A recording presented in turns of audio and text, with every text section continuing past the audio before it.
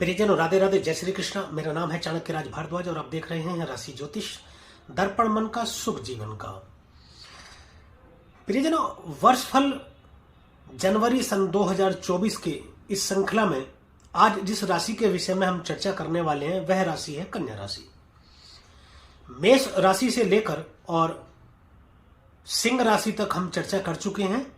यदि आप ये वीडियो नहीं देख पाए हैं तो हमारे चैनल पर ये सभी वीडियो उपलब्ध हैं, आप जाकर के ये देख सकते हैं। आज हम चर्चा करेंगे कन्या राशि के जातकों पर कैसा प्रभाव रहेगा 1 जनवरी सन 2024 से 31 जनवरी सन 2024 तक। एक बात स्पष्ट कर देना यहां अति आवश्यक हो जाता है कि ये मेरा वीडियो, जो मेरा कार्यक्रम है, यह जो है लग्न पर आधारित है, तो आप भी लग्न के आधार पर ही इस कार्यक्रम को देखें और समझें। एक बार और स्पष्ट कर देते हैं कि आपकी जन्म कुंडली के पहले घर या पहले भाव में यदि 6 नंबर लिखा हुआ है तो आपकी कन्या लग्न बनती है। यह वीडियो आपके लिए है। अब चलिए परिजनों शुरू करते हैं। कहीं मत जाइएगा, बने रहिएगा मेरे साथ अंत तक वीडियो में, क्योंकि मैं बताऊंगा कन्या लग्न के जातकों पर 1 जनवरी सन 2024 से 31 जनवरी सन 2024 तक ग्रह गोचर का प्रभाव कैसा रहने वाला है। और साथ ही वीडियो के अंत में मैं कुछ उपाय भी बताऊंगा जिनके माध्यम से आप ग्रहों की अशुभता को कुछ हद तक शुभ कर पाएंगे और ग्रहों की शुभता को कुछ हद तक आप बढ़ा पाएंगे। तो चलिए शुरू करते हैं। देखिए, जन्म कुंडली में 9 ग्रह होते हैं, जिनमें से 4 बड़े ग्रह होते हैं जो एक राशि में ज्यादा समय बिताते हैं, जिनमें एक गुरु है, शनि है, राहु है और केतु है।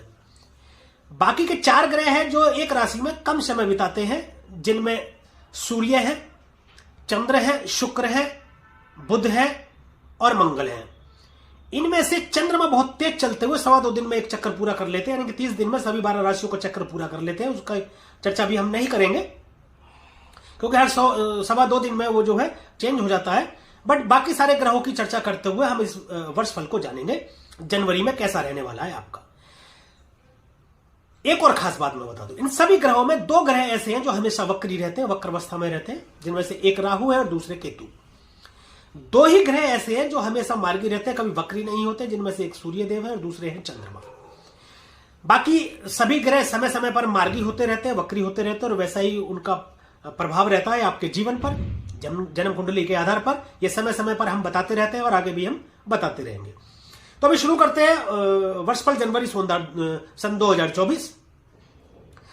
तो सबसे पहले हम बात करेंगे गुरु की। शुरुआत करेंगे गुरु से। गुरु का जो गोचर है आपकी राशि से प्रियजनों, वह हो रहा है अष्टम भाव में। अष्टम भाव को कतई अच्छा नहीं माना जाता, बिल्कुल सही बात है। अष्टम भाव से आयु का विचार करते हैं, मृत्यु भाव कहा जाता है अष्टम भाव। परंतु अष्टम भाव अचानक से कुछ देने के लिए भी जाना जाता है, धन देने के लिए, अचानक से धन देने के लिए जाना जाता है। पुरानी बात करें तो ऐसा कहा जाता है कि कहीं से गड़ा धन मिल जाएगा, कहीं से छुपा धन मिल जाएगा। गुप्त स्थान माना जाता है अष्टम स्थान। अष्टम स्थान गुप्त रोगों का भी है, गुप्त रहस्यों का भी है। अष्टम स्थान एस्ट्रोलॉजी का है, ऑकल्ट का है, ऑकल्ट साइंस का है, तंत्र मंत्र गूढ़ विद्या और तांत्रिक के लिए भी देखा जाता है अष्टम भाव। अष्टम भाव अंधेरा, अष्टम भाव में अंधकार है। अष्टम भाव में ऑक्सीजन नहीं है। सबसे पहले तो मैं ये बता दूं कि अष्टम भाव में ऑक्सीजन नहीं है और देवगुरु बृहस्पति स्वयं एक ऑक्सीजन है। तो देवगुरु बृहस्पति जब यहां पर विराजमान होते हैं जन्मस्थ या गोचर करते हुए, तो अच्छा फल प्रदान करते हैं। यहां के स्थान को पूरे को ऑक्सीजन से भर देंगे। और देवगुरु बृहस्पति यदि जन्मस्थ हो तो गारंटेड पक्का कहीं ना कहीं से गड़ा धन या पैतृक संपत्ति ऐसी जिसकी आपने कल्पना न करी हो, जो आपको याद ना हो, ऐसा मिलती है। बहुत बड़े धन का लाभ कराते हैं देवगुरु बृहस्पति अष्टम भाव में गोचर करते हुए। और बहुत ज्यादा अधिक संभावनाएं हैं कि आपकी रुचि अध्यात्म की ओर बढ़े, आपकी रुचि ज्योतिष विद्या में बढ़े, ज्योतिष विद्या से संबंधित किताबें पढ़ने में रुचि बढ़ जाए, या देखिए गुरु भी आपको मिल जाएंगे। यहां जब गुरु बैठते हैं तो ऐसा रहता है कि गुरु ही आपको ढूंढ लेते हैं। आपको गुरु, एक योग्य गुरु आपको मिल जाएंगे, योग्य गुरु मिल जाते हैं। यदि आपकी रुचि इस ओर बढ़ती है तो एक अच्छे ज्योतिषी बनकर के इस दौरान आप बाहर आएंगे। जासूसी के बारे में भी ये विचार करते हैं हम अष्टम भाव से। तंत्र मंत्र विद्या से आप संपूर्ण हो सकते हैं, उसकी तरफ आपका रुझान हो सकता है, उसकी उधर आपकी रुचि बढ़ सकती है। देवगुरु बृहस्पति की यदि दृष्टि की बात करें तो ये दृष्टि डाल रहे हैं आपके अष्टम भाव में। देखिए अष्टम भाव में तो विराजमान है, दृष्टि डाल रहे हैं आपके 12वें भाव में। पहली दृष्टि इनकी पंचम दृष्टि है जो कि ये 12वें भाव में डाल रहे हैं। 12वां भाव खर्च का भाव है, 12वां भाव विदेश का भाव है, 12वां भाव हॉस्पिटल का भी भाव है। 12वें भाव से सैया सुख देखते हैं, 12वें भाव से व्यापार भी देखते हैं। देखिए देवगुरु बृहस्पति एक शुभ ग्रह है, संत ग्रह है, स्वभाव से उग्र जरूर है परंतु महान है, दयालु है, शुभ फल प्रदान करने वाले हैं, सकारात्मक तथा एक सम्मानित ग्रह है देवगुरु बृहस्पति। तो 12वें भाव में दृष्टि डाल रहे हैं, खर्च तो कराएंगे आपसे, लेकिन खर्च ये अच्छे कामों में कराएंगे। मतलब कि बहुत अधिक संभावना है कि व्यापारिक दृष्टि से आपको विदेश जाना पड़े या लंबी दूरी की कहीं यात्रा करनी पड़े, उस पर खर्च कराएंगे, लेकिन उस खर्च से आपको लाभ भी कराएंगे। क्योंकि विदेश से इंपोर्ट एक्सपोर्ट का यदि कोई आप काम कर रहे हैं या काम करने का सोच रहे हैं तो उसमें भी आपको ग्रोथ देंगे, वहां खर्च करा करके आपके लाभ को बढ़ा देंगे। थोड़ा सा आपको कामुक बनाएंगे, कामुक स्थिति थोड़ा बनाएंगे। ये एक चीज और है, आपके पार्टनर को थोड़ा सा कोई रोग ये हो सकता है, ऐसा आपको पता चले, कोई गुप्त रोग जैसे आपको पता चले, आपने पत्नी है आपकी या कोई अपना रिलेशन में है आपके जो आपके नजदीकी है, आपने कभी जांच कराई, आपको पता चला एकदम से कि उनको कोई रोग है, ऐसे रोग की जानकारी मिल सकती है। तो यहां पर आपको ध्यान देना। अच्छा पॉजिटिव तो ये रहा कि आपको व्यापार की दृष्टि से आपको लाभ कराएंगे खर्च करा करके वहां पर, लेकिन एक नेगेटिव दृष्टि भी है कि देखिए अष्टम भाव गुप्त रोगों का भी भाव है। गुप्त रोग से मतलब यह है कि ऐसा कोई रोग जो आपको अचानक से पता चले। आकस्मिक घटनाओं के घटित होने का भाव भी अष्टम भाव है, अचानक से दुर्घटनाओं के घटित होने का भाव भी अष्टम भाव है। तो हो सकता है अचानक से आपको कोई ऐसा रोग पता चले जिसकी वजह से आपको हॉस्पिटलाइज होना पड़े और वहां पर आपको खर्चा करना पड़े। ये एक नेगेटिव पॉइंट इसका हो सकता है। अब बात करते हैं देवगुरु बृहस्पति आपकी सप्तम दृष्टि से आपके दूसरे भाव को देख रहे हैं। देखिए जहां दृष्टि डालते हैं उसके प्रभाव को बढ़ाते हैं देवगुरु बृहस्पति। 12वें भाव में दृष्टि डालेंगे तो उसके खर्च को बढ़ा देंगे, वहां सैया सुख का भाव है तो उसके विचारों को भी बढ़ा देंगे। लेकिन दूसरा घर देखिए वाणी का भाव है, कुटुंब का भाव है, धन का भाव है, पैतृक संपत्ति, खाना भी के विषय में विचार किया जाता है, बैंकिंग के विषय में भी दूसरे घर से विचार किया जाता है। तो फिर जो यहां आपके कुटुंब में बढ़ोतरी कर देंगे। कुटुंब में बढ़ोतरी कैसे करेंगे? मान लीजिए आपके घर में कोई विवाह योग्य, उनका विवाह हो सकता है, कोई मेहमान इस तरीके से आपके घर में आ सकता है, कोई गर्भवती महिला है या आपके संतति हो सकती है, संतान प्राप्ति के प्रबल योग आपके बनते हैं, कुटुंब में इस तरीके से बढ़ोतरी हो जाएगी। धन में बढ़ोतरी करा सकते हैं, आपने कहीं निवेश किया होगा, निवेश के कारक भी देखिए देवगुरु बृहस्पति है, बैंकिंग के कारक भी देवगुरु बृहस्पति है। अच्छे जगह पर आपको निवेश करा करके उसमें लाभ करा देंगे, आपके धन को बढ़ाने का काम करेंगे और धन को बचाने का भी कार्य करेंगे, धन की बचत भी आपकी होगी अच्छी। अब देखिए सब चीजों को बढ़ाएंगे, दृष्टि डालते हैं तो आपकी जुबान को भी बढ़ाएंगे, ज्यादा बोलना शुरू कर सकते हैं आप। हो सकता है आप मतलब इधर उधर कोई ज्यादा बोलना शुरू कर देते, जुबान पर आपको कंट्रोल रखना है, क्योंकि जुबान ही है जिसकी वजह से आपके व्यापार में वृद्धि होती है या कमी होती है, आपकी पर्सनैलिटी में वृद्धि होती है, कमी होती है, शत्रुओं में वृद्धि होती है, कमी, किसी भी चीज की वृद्धि या कमी आपके जबान के कारण होती है। तो वाणी का भाव भी दूसरा भाव कहा जाता है, ये वाणी में भी वृद्धि करेंगे, तो वाणी पर विशेषकर आपको ध्यान रखना है, उसका आपको विशेष रूप से ध्यान रखना है। अब बात करते हैं प्रियजनों देवगुरु बृहस्पति की नवम दृष्टि की। जो तीसरी दृष्टि है, नवम दृष्टि, वह जाएगी आपके सुख के भाव में, यानी कि चतुर्थ भाव में। चतुर्थ भाव संपूर्ण सुखों का भाव है। यदि कोई ये पूछे कि मेरे जीवन में कितना सुख है, मेरे को सुख कब मिलेगा या नहीं मिलेगा, तो हम चतुर्थ भाव से उसका विचार करते हैं। संपूर्ण सुखों का भाव है चतुर्थ भाव। चतुर्थ भाव चंद्रमा का घर है, यहां से माता का विचार भी करते हैं। यहां पर दृष्टि डाल रहे हैं तो आपको संपन्न कर देंगे भवन, भूमि और वाहन से। संपूर्ण सुखों की प्राप्ति करा देने वाले हैं, सुखों में वृद्धि करेंगे आपके। माता के स्वास्थ्य को अच्छा करेंगे। यदि माता का स्वास्थ्य थोड़ा प्रभावित चल रहा था आपसे पहले, तो माता के स्वास्थ्य में थोड़ा सा अभी ये अच्छा करेंगे, स्वास्थ्य को अच्छा करेंगे, माता से मधुर संबंध बनाएंगे। एक बात और, देवगुरु बृहस्पति जो है ना, ये संबंधों में सुधार के कारक माने जाते हैं। यदि संबंध कहीं खराब होते हैं या कोई परेशानी होती है तो देवगुरु बृहस्पति उसमें सुलह कराते हैं, ये सुलह का कारक माने जाते हैं। भूमि, भवन, वाहन यदि आप कोई लेने का विचार बना रहे हैं तो उससे आपको ये परिपूर्ण करेंगे, परंतु यहां पर एक सलाह आपको ये दी जाती है कि कागजों की अच्छी तरीके से आप जांच पड़ताल कर लें। उसके बाद ही करें। यदि आप कोई मकान लेना चाह रहे हैं, आप कोई प्रॉपर्टी लेना चाह रहे हैं, या आप कोई वाहन लेना चाह रहे हैं, उस सभी में आपको सफलता मिलेगी, धन की वृद्धि करेंगे। आपके ऊपर ये समझ लीजिए कि धन की एक तरीके से वर्षा होगी। देवगुरु बृहस्पति अभी स्वतंत्र होकर के बैठे हैं, 31 दिसंबर से मार्गी भी हो गए, तो ये मान करके चल दीजिए कि आपके ऊपर पूरी जो है इनकी कृपा रहेगी और ये अच्छा कार्य अब करेंगे। आपकी बुद्धि को ठीक रखेंगे, सोच को ठीक रखेंगे, आपकी सोच को नियंत्रित करके सही जगह निवेश कराने का मार्ग आपको दिखाएंगे, क्योंकि खुद भी मार्गी हो गए तो आपको भी एक अच्छा मार्ग दिखाएंगे और आपको हर तरीके से लाभ में बढ़ोतरी कराएंगे देवगुरु बृहस्पति।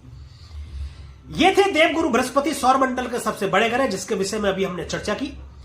अब बात कर लेते हैं दूसरे ग्रह की, तो वो है शनिदेव। अब शनिदेव जो गोचर कर रहे हैं प्रियजनों, वह गोचर कर रहे हैं आपके छठे भाव में। छठा भाव रोग रिपु ऋण का भाव है। देखिए ये 3 भाव 6, 8, 12 त्रिक भाव कहे जाते हैं और ये अच्छे नहीं माने जाते, परंतु छठे भाव में कोई भी पाप ग्रह आकर के उत्तम फल प्रदान करता है। शनि तो यहां बैठ करके शत्रुहंता योग बनाते हैं और एक खास बात, आयु में भी वृद्धि करते हैं ये शनिदेव, तो बहुत शानदार फल प्रदान करते हैं छठे घर में। आप ये समझ लीजिए कि शत्रु तो गए। यदि आपसे कोई शत्रुता रखता है, या कुछ ऐसे भी लोग होते हैं प्रियजनों जो आपके साथ रहते हैं तो आपसे मित्रवत व्यवहार करते हैं, आपको अपना मित्र होने का मतलब आपके लिए आपके शुभचिंतक होने का नाटक करते हैं, परंतु आपके पीठ पीछे आपसे शत्रुता निभाते हैं, आपके लिए अपने मन में बुरे विचार रखते हैं, आपके बुरा करने का सोचते हैं। ऐसे शत्रुओं से ये आपको सावधान करके और उनसे बचाने का कार्य करेंगे, उनसे निजात दिलाने का काम करेंगे शनिदेव। शनिदेव जब यहां बैठते हैं और आपसे कोई शत्रुता रखता है तो ये समझ लीजिए कि वो अपनी ही उलझनों में उलझ जाता है और उसका ही नुकसान होता है, आपका कोई कुछ नहीं बिगाड़ पाता। शनिदेव के विराजमान होने से शत्रु आपके आगे नतमस्तक होंगे, आपके आगे घुटने टेकेंगे, रोग से मुक्ति देंगे, कर्ज से भी मुक्ति देंगे शनिदेव। देखिए शनिदेव शने शने काम करते हैं, धीरे धीरे चलते हैं, थोड़ा धीरे धीरे चलने के लिए जाने जाते हैं, जो भी करते हैं धीरे धीरे करते हैं, परंतु इस वक्त ये राहु के नक्षत्र में विराजमान है, शतभिषा नक्षत्र में, जो कि राहु का नक्षत्र है, उसमें विराजमान है, तो आपके कार्यों में थोड़ी सी गति देखने को मिलेगी और राहु का भी थोड़ा सा असर आपको देखने को मिलेगा। छठे घर में राहु भी बहुत ही शानदार फल प्रदान करते हैं, वो भी शत्रुहंता योग बनाते हैं। शनिदेव की बात करें, पहली दृष्टि की तृतीय दृष्टि जाएगी, ये जाएगी आपके अष्टम स्थान में। अष्टम स्थान में पहले से ही गुरु बैठे हैं प्रियजनों, तो वहां पर भी दृष्टि डाल करके ये कोई खराब फल प्रदान नहीं करेंगे, क्योंकि गुरु के आगे नतमस्तक होते हैं और गुरु का सम्मान करते हैं शनिदेव। गुरु के वहां मौजूद होने से ये गुरु के साथ हो जाएंगे और गुरुवत फल भी प्रदान करना शुरू कर देंगे ये। तो इनका भी शनि के लिए बस एक ही बात है कि आप अपना आचरण ठीक रखें, आप अपने कर्म ठीक रखें, तो शनि आपको अच्छा फल प्रदान करते हैं किसी भी खराब घर में बैठ करके भी। अब बात करते हैं शनि की सप्तम दृष्टि की। सप्तम दृष्टि शनि की 12वें भाव में जा रही है। 12वें भाव में भी बैठ करके शत्रुहंता योग बनाते हैं। 12वें भाव में शनिदेव यदि बैठे या दृष्टि डाले तो एक बात कही जाती है कि यदि आपसे कोई शत्रुता करता है या आपका किसी ने बुरा करा है तो बस आप उसको माफ कर दीजिए और कह दीजिए शनि महाराज अब आप ही देखिए। तो शनि महाराज उसको ऐसा देखते हैं कि फिर किसी दूसरे से वो शत्रुता या बुरा करने के लायक बचता नहीं है। शनिदेव 12वें घर में दृष्टि डालते हैं तो यात्रा बहुत कराते हैं, लंबी दूरी की यात्रा कराते हैं, जिनमें धार्मिक यात्राएं भी शामिल होती हैं, व्यापारिक यात्राएं भी हो सकती है आपकी। थोड़ा कोर्ट कचहरी के मामलों में आपको सावधान रहने की जरूरत है। यहां आपको एक सलाह यह दी जाती है कि किसी चरित्रहीन स्त्री के चक्कर में पड़ करके आपको थोड़ा कोर्ट कचहरी का मामला ना हो जाए, उससे थोड़ा आपको सावधान किया जाता है कि उस पर आप थोड़ा देखिए कर्म प्रधान है, लेकिन गुरु बैठे हैं, गुरु की भी दृष्टि वहां पर है, गुरु की और शनि की संयुक्त दृष्टि वहां पर जा रही है, तो गुरु भटकने तो आपको नहीं देंगे, क्योंकि गुरु ने अब आपको अपने कंट्रोल में ले लिया है 31 दिसंबर के बाद में। ये पूरी जन्म कुंडली को, एक चीज और मैं बता रहा हूं जिस पर कोई भी चर्चा नहीं कर रहा, मैं आज इस विषय पर चर्चा करना चाहता हूं। सन 2024 के अंदर, खासकर जनवरी महीने के अंदर आप देखिए कि सभी ग्रह राहु और केतु के बीच में आ रहे हैं। एक तरफ राहु, एक तरफ केतु, और बाकी के ग्रह उनके बीच में गोचर कर रहे हैं। एकमात्र ग्रह गुरु है जो इन राहु और केतु के बीच से बाहर है, इनके दायरे से बाहर गोचर कर रहे हैं। तो देवगुरु बृहस्पति ने आपकी पूरी कुंडली की कमान संभाली हुई है। कोई भी ग्रह अगर बुरा करना भी चाहेगा तो आपका बुरा होगा नहीं। देवगुरु बृहस्पति शुभ ग्रह, ज्ञानी, संत, महान, दयालु, स्वभाव से उग्र जरूर है लेकिन बहुत ही सौम्य ग्रह है। तो आपकी जन्म कुंडली की कमान इस वक्त हाथ में है देवगुरु बृहस्पति के। आपका कोई भी बुरा होने नहीं देंगे, आपको भटकने नहीं देंगे, सोच को नियंत्रित करके आपको सही मार्ग दिखाने का और आपको एक सही दिशा प्रदान करने का कार्य इस वक्त देवगुरु बृहस्पति कर रहे हैं। अब बात कर लेते हैं शनिदेव की, जो कि दशम दृष्टि है। तो शनिदेव की जो दशम दृष्टि जाएगी वह जाएगी आपके पराक्रम भाव में, यानी कि तृतीय भाव में। तृतीय भाव में भी शनिदेव दृष्टि डाल करके कोई बुरा फल प्रदान करते हैं नहीं, या बैठे या दृष्टि डालें अच्छा फल प्रदान करते हैं, उत्तम फल प्रदान करते हैं। हाँ, थोड़ा सा आपके पराक्रम में कमी आ सकती है थोड़ा सा, लेकिन यहां पर क्या है कि संघर्ष का भी भाव है, तो आपसे मेहनत तो बहुत कराएंगे देखिए, लेकिन अगर मेहनत कराएंगे तो उसका फल भी आपको मिलेगा। मेहनत कराएंगे लेकिन आपको फल भी वैसा ही देंगे। देखिए, कर्म फलदाता है, न्यायाधीश है, परंतु दंडाधिकारी भी है। छोटे भाई बहनों से थोड़ा सा आपको सावधानी बरतने की जरूरत है, उनके साथ संबंधों को अच्छा रखिए। देखिए, शनिदेव यदि आप अपने कर्म अच्छे रखते हैं तो शनिदेव आपको अच्छा फल प्रदान करते हैं। शनिदेव के लिए कहा जाता है कि आप अपने कर्मों को अच्छा कर लीजिए, अपने आचरण को ठीक कर लीजिए, समयनिष्ठ हो जाइए, मतलब बोले तो पंक्चुअल हो जाइए, टाइम पंक्चुअल हो जाइए। किसी से झूठ मत बोलिए, झूठा वादा मत कीजिए, अगर किसी को कुछ बोल देते हैं उसको निभाइए। शराब, मांस, मछली, अंडे से आप परहेज रखिए, परस्त्री गमन मत कीजिए, तो शनिदेव अच्छा ही फल प्रदान करते हैं। फोकस्ड रहिए। जब अपने काम में आप थोड़े सुस्त हो जाते हैं, आलसी हो जाते हैं, तो शनिदेव आपको मंदा फल प्रदान करना शुरू करते हैं। परंतु यदि आप एकदम फोकस्ड हो जाते हैं और एकदम फुर्तीले हो जाते हैं, बिल्कुल तेजी ले आते हैं अपने काम के अंदर, तो शनिदेव आपको अच्छा फल प्रदान करना शुरू कर देते हैं। चलिए प्रियजनों, अब बात करते हैं हम राहु की। तो राहु का गोचर हो रहा है आपकी राशि से सप्तम भाव में। सप्तम भाव दांपत्य का भाव है। सप्तम भाव अति महत्वपूर्ण भाव माना जाता है। उसका एक महत्वपूर्ण कारण है। उसका कारण यह है कि सप्तम भाव दशम से दशम है और चतुर्थ से चतुर्थ है। यानी कि कहें तो सप्तम भाव से हम सुख की प्राप्ति भी देखते हैं, सप्तम भाव से हम कैरियर को भी देखते हैं, सप्तम भाव से व्यापार को देखते हैं, दांपत्य जीवन को तो देखते ही देखते हैं, सप्तम भाव से हम व्यापार को देखते हैं, साझेदारी को देखते हैं, पार्टनरशिप को देखते हैं और विदेश को भी सप्तम भाव से देखते हैं हम। राहु यहां पर बैठे, राहु परिवर्तन का कारण है। राहु अचानक से कोई बहुत बड़ा इवेंट कर देने के लिए जाने जाते हैं। राहु इतने अत्यंत बलशाली ग्रह हैं कि राहु यदि चाहे तो आपको फर्श से अर्श पर पहुंचा सकते हैं और अर्श से फर्श पर गिराने का काम भी राहु ही करते हैं।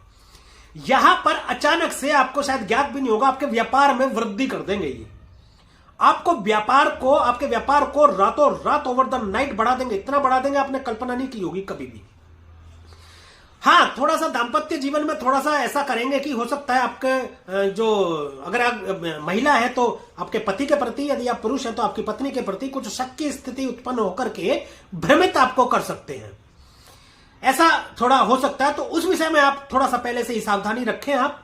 और पार्टनर के साथ में थोड़ा सा मतभेद क्रिएट कर सकते हैं, परंतु व्यापार में तो आपके वृद्धि देंगे, ये तो बिल्कुल निश्चित है। व्यापार को तो आपको तो बहुत अच्छी तरीके से बढ़ाएंगे। पार्टनर से भी हो सकता है कभी किसी बात को लेकर के भ्रम की स्थिति उत्पन्न कर दे, तो उस समझने में थोड़ा सा हेर फेर हो जाता है। कभी आप कुछ बोल रहे हैं वो ना समझे, कभी वो कुछ बोल रहा हो आप ना समझे, परंतु ये आपके व्यापार में वृद्धि करेंगे।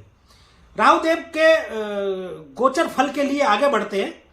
इनकी जो सप्तम दृष्टि जाएगी वह जाएगी आपके लाभ भाव में। लाभ भाव में यानी कि 11वें भाव में उत्तम फल प्रदान करते हैं राहु। 11वां भाव इच्छा पूर्ति का भाव है। आपकी अपनी डिजायर, बड़े बुजुर्गों को यहां से देखा जाता है, आपके ताया ताई हो गए, दादा दादी आपके हो गए। लाभ भाव इनकम के लिए 11वें भाव को देखा जाता है। अब बात करते हैं, देखिए इनकम मतलब धन। धन का भाव दूसरा भाव है, लेकिन दूसरा भाव वह भाव है जो आपको मिलता है, लेकिन 11वां भाव वह है जो आप अपनी मेहनत से, अपने कर्मों से कमाते हैं, प्राप्त करते हैं। 11वां भाव इनकम का वह भाव है।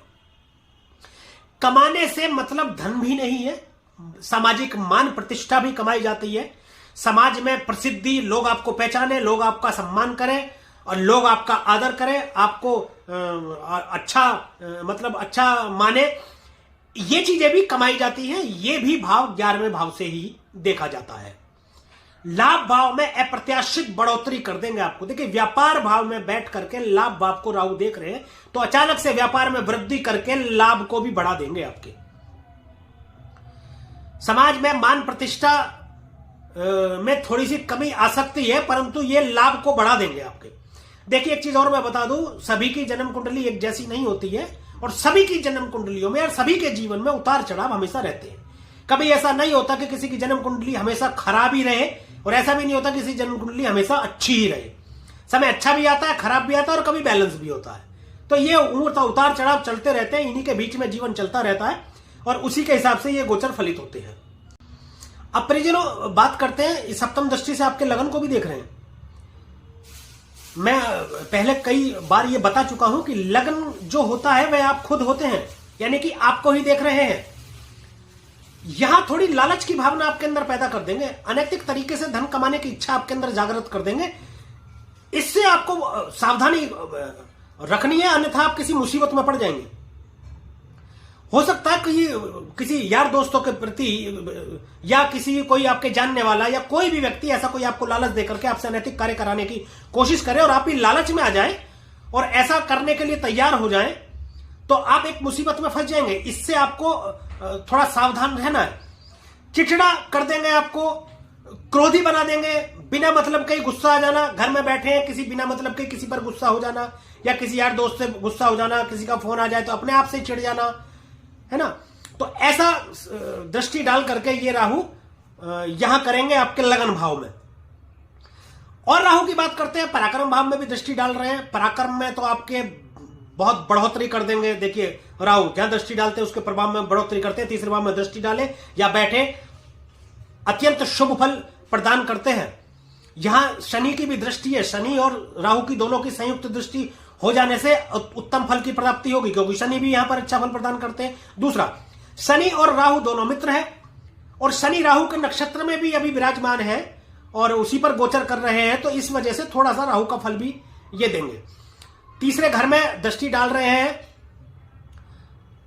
छोटे भाई बहनों से तो थोड़ा सा मतभेद कराने मतलब हो सकते हैं आपके, उनसे थोड़ा सा आप देखिए जुबान पर आप कंट्रोल रखें, थोड़ा सा संयम रखें, थोड़ा सा आप बर्दाश्त यदि करेंगे तो संबंध थोड़े से ठीक रहेंगे। देखिए बाकी सब तो आपके आचरण पर ही निर्भर करता है।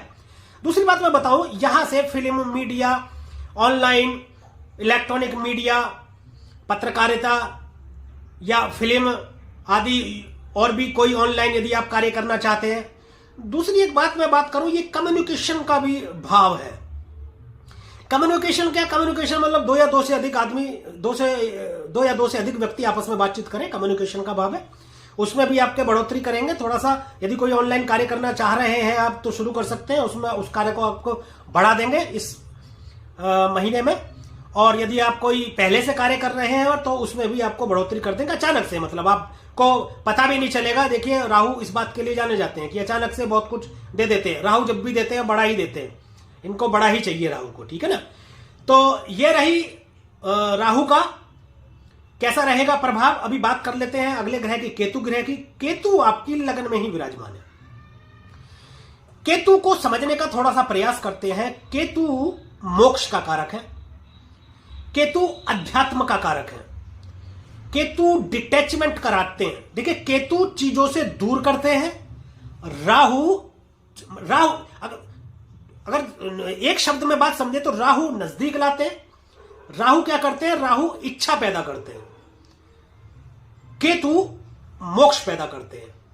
यानी कि राहु को चाहिए और केतु छोड़ते हैं, केतु जाते हैं। यानी कि इन्हीं दो ग्रहों के बीच है आपकी जिंदगी। पहले आप सब कुछ पाते हैं और फिर अंत में आप सब कुछ छोड़ देते हैं। तो इस दौरान आपको अपनी सुध नहीं रहेगी, दूसरों की चिंता आप अधिक करेंगे, दूसरे के भले के बारे में ज्यादा आप सोचेंगे, दूसरों के काम आप आएंगे, ये डिजायर आपके अंदर पैदा होगी। दूसरों के बारे में भला सोचेंगे, दूसरों का अच्छा करने का सोचेंगे और दूसरों का अच्छा करेंगे भी, ऐसी भावना आपके अंदर उत्पन्न होगी। और ऐसा भी आपका मन बनेगा कि यार जो कुछ भी है ये तो सब मोह माया है, सब त्याग दो, सब छोड़ दो। कोई भी आपके साथ बुरा कर देगा तो आप छोड़ देंगे कि चल कोई बात नहीं, जाने दे। ऐसा धन के मामले भी होगा, किसी ने आपने धन ले लिया, धन नहीं दे रहा तो कोई बात नहीं, छोड़ यार, जाने दे। इस तरीके की भावना आपके दिमाग में आएंगी और आपकी आध्यात्मिक की तरफ आपकी रुचि बढ़ेगी। देखिए किताबें या बुक्स या लेखन सामग्री की बात करें वो बुध को संबंधित होती है, लेकिन एस्ट्रोलॉजी की जो किताबें हैं, एस्ट्रोलॉजी जो है वो केतु रिप्रेजेंट करते हैं। एस्ट्रोलॉजी की तरफ आपका रुझान बढ़ सकता है, आप एस्ट्रोलॉजी के अच्छे ज्ञाता हो सकते हैं इस दौरान, जब तक केतु आपके पहले घर में विराजमान रहेंगे, क्योंकि केतु बहुत शानदार और बहुत अच्छा इंस्टीट्यूशन पावर आपको देते हैं, पूर्वानुमान देते हैं। अक्सर जब लग्न में केतु बैठे होते हैं तो आपके सपने सच हो जाया करते हैं, यानी कि सपने यदि आप कोई देखते हैं तो वो सच हो जाया करते हैं, मुंह से जो बोल देते हैं वह भी सच हो जाया करते हैं। पूर्वाभास भी आपको हो जाता है किसी बात के विषय में, यदि आप चर्चा कर रहे हो और उस विषय में आपको पहले से ही या अनुमान हो जाता है कि ऐसा होगा या ऐसा होने वाला है। ऐसा ये केतुदेव करते हैं। ये रही 4 बड़े ग्रहों की बातें प्रियजनों। अब बात करते हैं बाकी के ग्रहों की।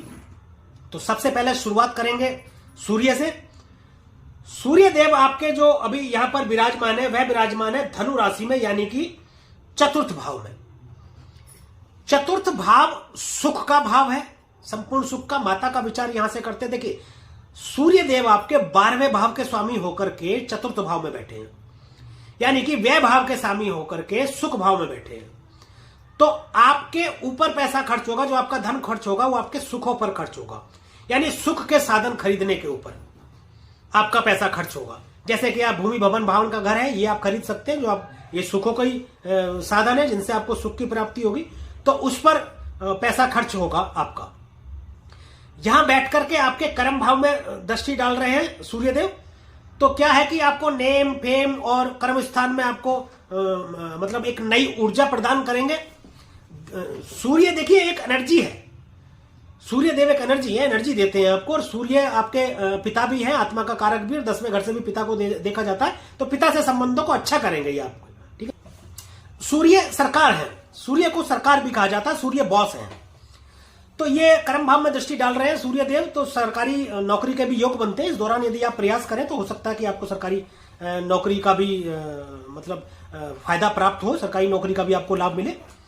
ये यहां पर 15 तारीख तक है। 15 तारीख के बाद में 15 जनवरी को सूर्य देव यहां से अपना राशि परिवर्तन करते हुए पहुंच जाएंगे आपके पंचम स्थान में, यानी कि मकर राशि में। पंचम स्थान में जब सूर्य बैठेंगे, देखिए सूर्य एक एनर्जी है पंचम स्थान में। अच्छा देखिए, अब ये व्यय भाव के स्वामी होकर के पंचम स्थान में बैठेंगे, तो खर्च के स्वामी होकर के पंचम भाव में यदि बैठेंगे तो जहां बैठेंगे वहां को नियंत्रण करेंगे। देखिए जब आप हम ये खर्च के स्वामी होकर के पंचम भाव में बैठेंगे तो वहां पर खर्चा होगा। मान लीजिए आपकी जो संतान है उस पर खर्चा हो सकता है, उनकी नौकरी लगने पर, या उनको विदेश भेजने पर, या उनकी नौकरी के लिए प्रयास करें, उनकी शिक्षा पर खर्च हो सकता है। तो ऐसा ये यहां बैठ करके आपको फल प्रदान करेंगे सूर्यदेव। सूर्यदेव की बात कर लेते हैं अब मंगल की। तो मंगल इस वक्त गोचर कर रहे हैं आपकी धनु राशि यानी कि चतुर्थ भाव में, और यहीं पर रहने वाले हैं ये पूरी जनवरी, 1 जनवरी 2024 से लेकर 31 जनवरी 2024 तक। अब अगर मंगल की बात करें तो मंगल आपके अष्टम भाव के भी स्वामी होते हैं और मंगल आपके पराक्रम भाव के भी स्वामी होते हैं। देखिए मंगल एक मतलब एक एनर्जी है और अत्यधिक एनर्जी है।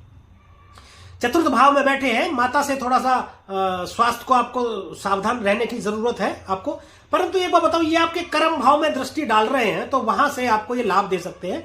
आप यदि प्रॉपर्टी से जुड़ा कोई कार्य करें, आप भवन से जुड़ा कोई कार्य करें, आप वाहनों से जुड़ा कोई कार्य करें, तो उसमें थोड़ा सा गति देंगे, उससे फायदा करवा देंगे आपको।